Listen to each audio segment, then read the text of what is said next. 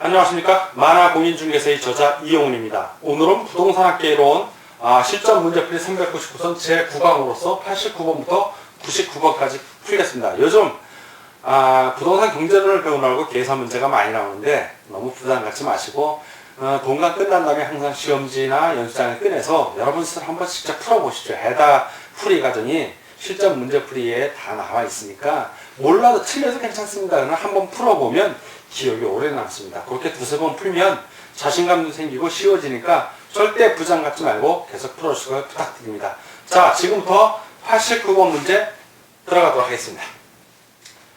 89번 A 건물의 수요 탄력성 가격, 수요의 가격 탄력성은 3이다. A 건물의 단위 면적에 따라 임대료를 5% 인상하면 건물주의 총 임대료 수입은 얼마나 변동하는가?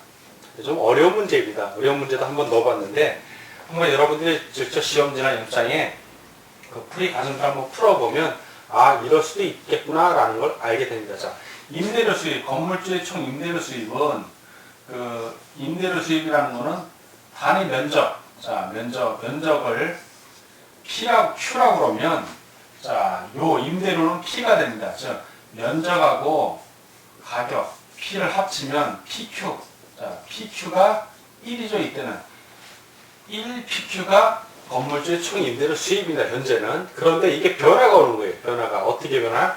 임대료를 5% 인상하는 겁니다. 자, 임대료를 5% 인상했다는 얘기는 원래 P였는데 P에다가 P 플러스 5%니까 0.05만큼 올린 겁니다. 그럼 얼마가 되냐면 이게 1.05P로 가격이 올라간 거고, 자, 그럴 때 그 5%를 인상을 했기 때문에 수요의 가격 탄력성이 3인 상태에서 얼마나 떨어졌나를 파악을 해보면 되는데, 자, 그러면 Q의 감소분은, 자, 원래 가격이 그 수요량의 변화분은 그 원래 자 수요의 가격 탄력성이 3이라면 이 수요의 가격 탄력성은 어떻게 나오냐면 그 가격의 변화율 5%, 그러면 위에 해당되는 변화율, Q의 변화율, 수요량의 변화율이 나옵니다. 이게. 자, 그럼 이게 3이 되려면 몇 프로가 된다? 15%가 되는 겁니다. 즉, 그 단위 면적당 임대료가 그 Q에서 15% 감소가 된 겁니다. 그만큼 임대가 덜 됐다는 얘기죠. 원래는 Q였는데, 자, 15%만큼 감소한 겁니다. 그러면 Q 빼기 15%니까 0.25 Q가 감소한 거예요. 그러면 요거를 계산해 주면 바로 0.85 Q가 됩니다. 애초에 이 임대인의 총 수입은 1PQ였고 지금 새로 온 거는 1.05 P하고 0.85 Q를 곱해준 새로운 가격이 나옵니다. 새로운 그 임대 수입이 나오는데 이거 곱해주면 0.8925 PQ가 됩니다. 이거 곱해주면 여러분들이 공인중개사 시험 볼 때 계산기 가져가서 공부합니다. 이런 거 일일이 손으로 계산하는 거 아닙니다. 계산기로 두들기면 되기 때문에 이 경우에는 0.8925 PQ가 나옵니다. 그래서 1에서 0.8925를 빼주면 그 변동률이 나오는데 그게 바로 0.1575. 여기서 이걸 빼주면 0.15 1075입니다. 1075. 그러면 이게 10.75%가 돼요. 자, 1075, 10.75% 감소하는 걸로 나옵니다. 이거는 여러분들이 직접 시험지나 연수장에 놓고 한번 좀 꼭 풀어주실 걸 당부드립니다. 자, 90번. 다음은 부동산의 공급에 대한 설명이다. 옳은 것은, 자, 옳은 것을 한번 따져보면 토지의 경제적 공급은 우상향합니다. 자, 우상향하는 것은 토지의 용도의 다양성 때문이다. 그렇죠. 원래는 자연적 부정성에 의해서 수요가 있고 여기 가격이 있고 공급량이 있다면 이런 상태입니다. 그런데 우상향 이렇게 증가한다는 얘기는 용도적 공급에 의해서 늘어나는 겁니다. 그래서 맞는 얘기고요. 자, 그러면 90번 같은 경우는 바로 1번이 답인 거예요. 자, 여러분들이 문제를 풀 때 옳은 것은 확실하게 답이 나오면 1번 풀고 실전에서 넘어가는 겁니다. 넘어가지만 지금 우리는 실전을 대비하는 거기 때문에 나머지 2, 3, 4, 5는 뭐가 틀렸는지도 알고 넘어가야 또 문제가 어떻게 변형돼서 나올지 모르기 때문에 공부를 하는 겁니다. 공법상의 규제가 완화되면 부동산의 공급 곡선은 비탄력적이 되죠. 왜? 용도적 공급이 많아지니까 비탄력적이 아니라 탄력적이 되는 겁니다. 틀렸고요. 토지의 물리적 공급은 토지의 영속성으로 완전 비탄력, 완전 비탄력은 부증성이에요. 부증성. 증가하지 않으니까 토지가 이렇게 공급 곡선이 딱 서버리는 겁니다. 가격이 변하든 말든 양이 일정하다는 얘기예요. 이 영속성이 아니라 부증성인데 틀렸죠. 자, 4번. 부동산의 단기 공급 곡선은 단기에는 거의 비탄력적입니다. 고정돼, 이런 식으로 고정되어 있다는 얘기예요. 틀렸죠. 장기에서는 탄력적이에요. 장기는 이렇게 공급이 늘어납니다. 비탄력적. 이것도 틀렸네요. 그러니까 다 틀리고 1번이 맞는 것입니다. 자, 91번 문제를 보도록 하겠습니다. 다음은 부동산 공급의 탄력성. 자, 공급의 탄력성이 영향을 미치는 요인에 대한 설명이다. 틀린 것은 공급량의 측정 기간이 길수록, 즉 장기적일수록 탄력적이 된다. 왜냐하면 가용, 쓸 수 있는 생산 요소가 제약을 덜 받으므로 탄력적이다. 맞는 얘기고요. 두 번째, 기술 혁신이 이루어지면 공사 기간이 단축돼요. 비용도 절감되고 그래서 공급이 탄력적이 된다. 맞는 얘기입니다. 3번, 용도 전환에 대한 법적 효력이 약할수록 최유효 이용이 가능하기 때문에 탄력적입니다. 공급이 늘어난다는 얘기고. 4. 낮은 건부지에 비해 탄력적이에요. 건부지는 이미 건물에 부속된 땅이니까 어떻게 공급을 할 수 없지만 낮은 아직 건물이 안 지어 있기 때문에 탄력적인데 부동산을 탄력적으로 합니다. 근데 B라고 했으니까 틀렸네요. 틀렸고요. 5. 부동산 공급은 일반 재화에 비해 비탄력적이다. 부동산 공급은 일반 재화에 비하여 91번 같은 경우 부동산 공급은 일반 재화는 탄력적이죠. 왜? 잘 팔린다 싶으면 공급을 늘리면 되는 거예요. 안 팔리면 생산을 안 하면 돼요. 근데 부동산은 잘 팔린다고 해서 확 늘릴 수도 없고 안 팔린다고 줄일 수도 없어요. 비탄력적이죠.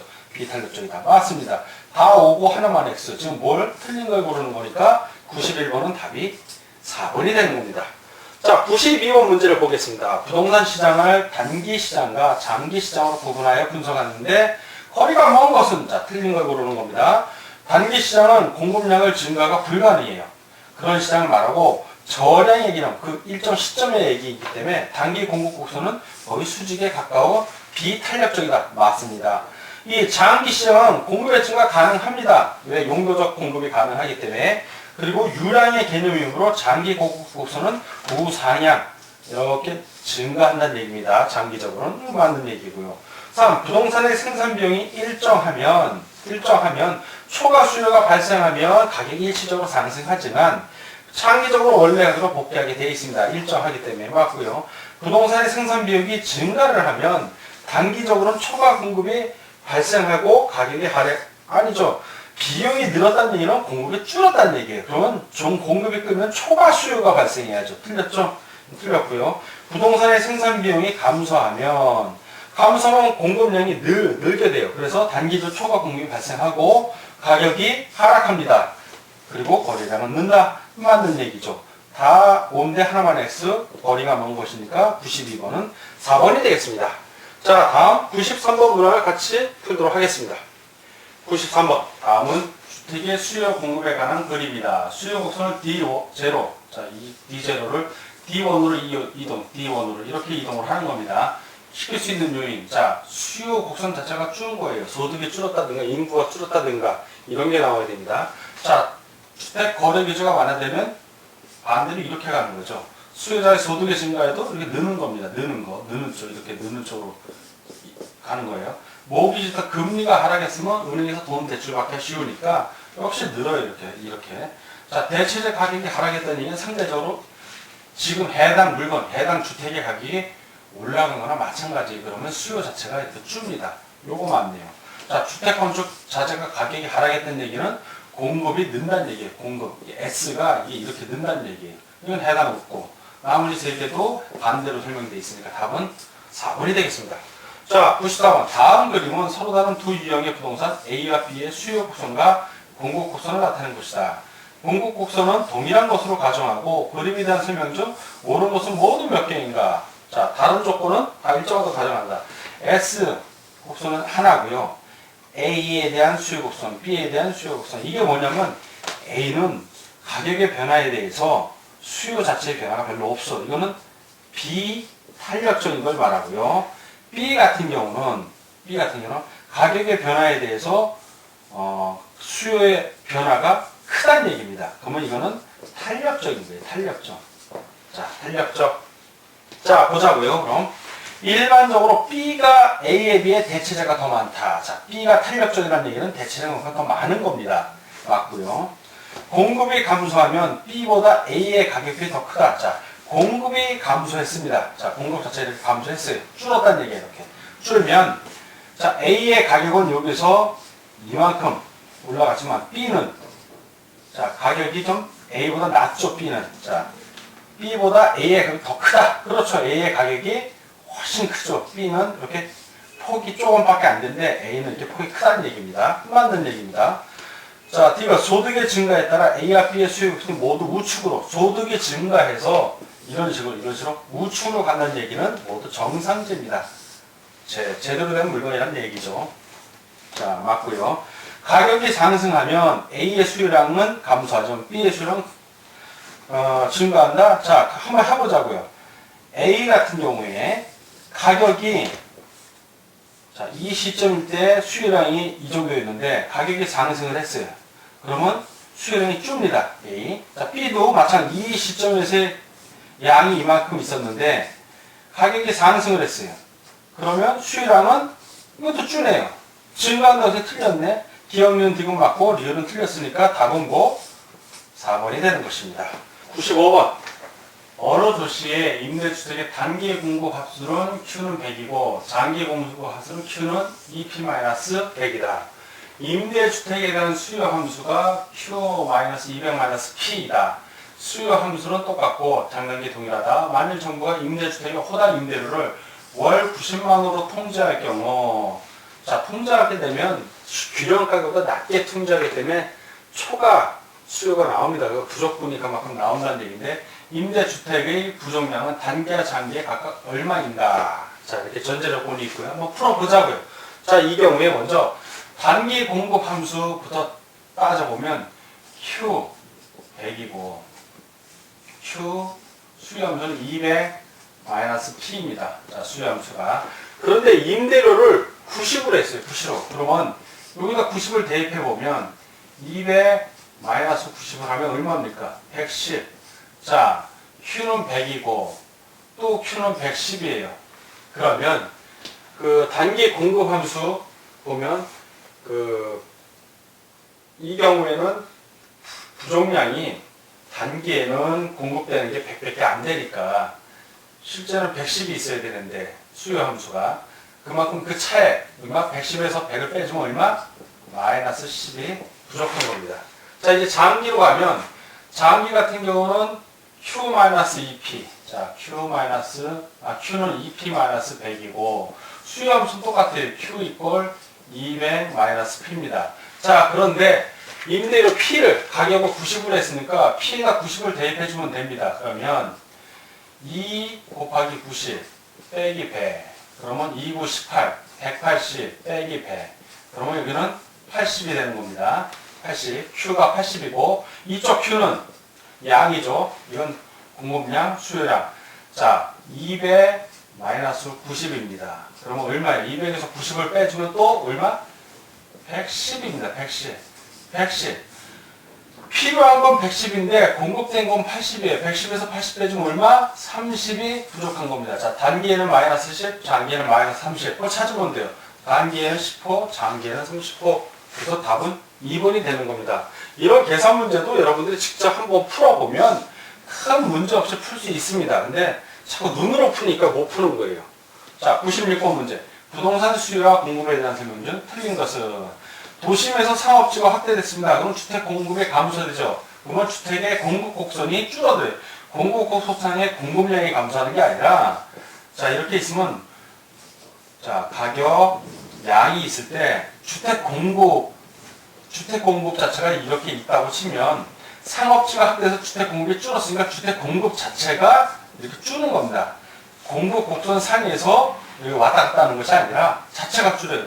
그러니까 공급량이 감소하는 게 아니라 공급 곡선이 좌측으로 이동한다. 이렇게 표현이 돼야 돼요. 그러니까 이거는 틀렸습니다. 답은 1번이 되는 거고 2번 국민소득이 증가하면 주택 수요가 증가해 수요 곡선이 우측으로 이동한다. 맞습니다. 이자율이 인상됐어요. 그러면 수요가 감소해 수요 곡선이 좌측으로 이동한다. 맞고요. 유가 상승, 교통비 증가, 도시 내부의 부동산 수요가 증가하게 되어 수요 곡선 우측으로 이동한다. 맞고요. 재건축 재개발이 되면 공급 곡선이 공급 자체가 확 늘어나니까 우측으로 이동합니다. 맞는 얘기입니다.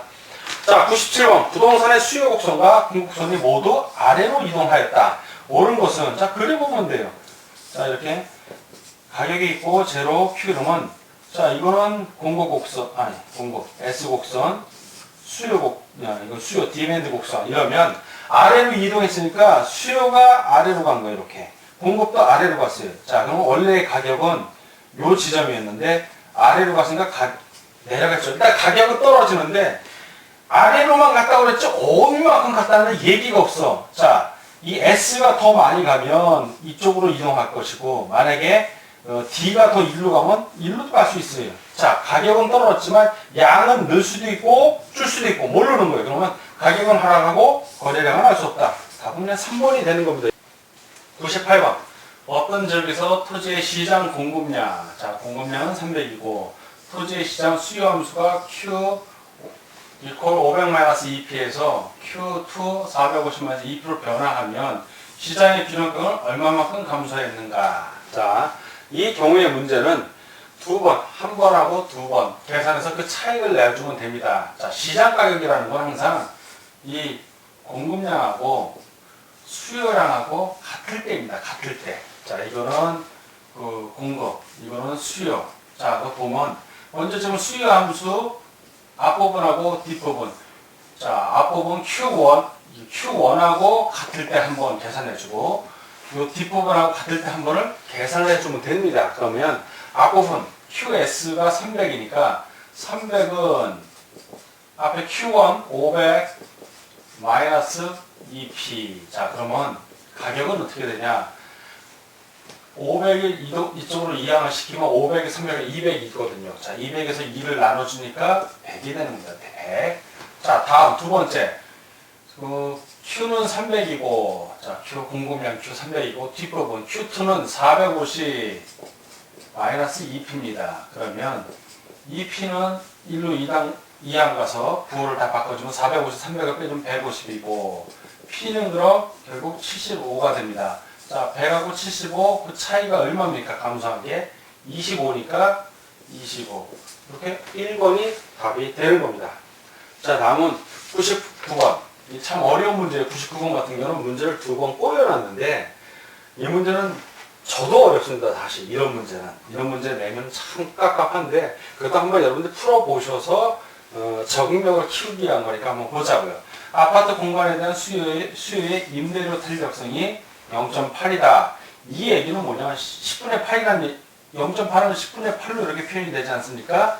즉 임대료 가격이 10% 오를 때마다 임대 수요가 8% 줄다는 얘기예요. 이게 바로 탄력성이. 소득 탄력성은 0.5이다. 자, 소득 탄력성은 0.5이다. 그러면 소득 탄력성은 10분의 5라고 볼 수도 있는 거예요. 10분의 5라고. 자, 이 소득 탄력성은 소득의 변화가 10% 생기면 수요량이 5%, 즉 소득이 10% 올라갈 때마다 수요량은 5% 증가한다는 얘기입니다. 뜻이 그렇다는 거예요. 자, 아파트 임대료가 10% 상승했어요. 자, 아파트 임대료가 10% 상승했는데 상승하면 8% 줄어야 돼요. 지금 10% 상승하면 8% 줄어야 되는데 아파트 수요량은 2% 증가했다.